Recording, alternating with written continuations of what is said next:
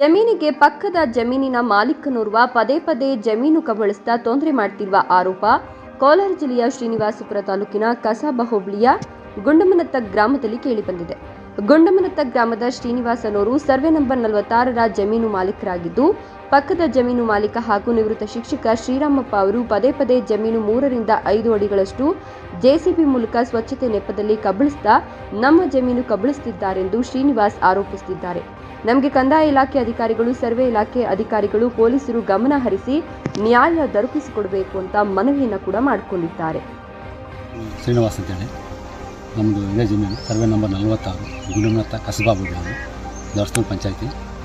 ಇದು ತುಂಬ ನಮ್ಮ ಅನಾದಿ ಕಾಲದಿಂದ ಇದು ಜಮೀನು ನಮ್ಮದೇ. ಈ ಪಕ್ಕದಲ್ಲಿ ಇವರು ಶ್ರೀರಾಮಪ್ಪ ನಿವೃತ್ತ ಶಿಕ್ಷಕರು.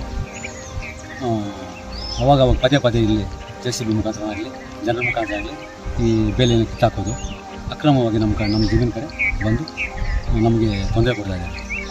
ಇದರಿಂದ ನಮಗೆ ಬೇಜಾರಾಗಿ ನಿಮ್ಮ ಮುಖಾಂತರ ತಿಳಿಪಡಿಸೋದು ಅಂದರೆ ಇದಕ್ಕೆ ನಮಗೆ ಕಂದಾಯ ಇಲಾಖೆ ಹಾಗೂ ಮತ್ತು ಸರ್ವೆ ಇಲಾಖೆಯಿಂದ ಇಲ್ಲ ಪೊಲೀಸ್ ಇಲಾಖೆಯಿಂದ ನಮಗೆ ನ್ಯಾಯ ದೊರಕಿಸಬೇಕು ನಮ್ಮಲ್ಲಿ ತಿಳ್ಕೊಳ್ತಾ ಇದ್ದೀವಿ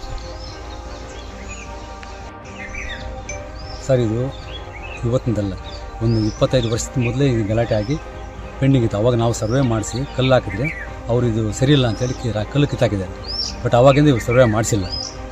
ಸರ್ವೆ ಮಾಡಿಸಲಿ ಹಿಂಗೆ ಅಕ್ರಮವಾಗಿ ಅವಾಗ ಬರ್ತಾಯಿದೆ ಮರಗಳು, ಚಿಕ್ಕದಾಗಿ ಮರಗಳು ಬೇಲಿ ಕಿತ್ತಾಕೋದು ಇವೆಲ್ಲ ಮಾಡ್ತಾಯಿದೆ. ಅದಕ್ಕೆ ಎಂಡಿಂಗ್ ಅನ್ನೋದೇ ಇಲ್ಲ. ನಾವು ಇಲ್ಲದ ಟೈಮಲ್ಲಿ ನೋಡಿಕೊಂಡು ಇಲ್ಲಿ ಬಂದು ಅಕ್ರಮವಾಗಿ 2 ಅಡಿ 3 ಅಡಿ ಕಟ್ಕೊಂಡು ಬರ್ತಾನೆ ಇದ್ದಾರೆ.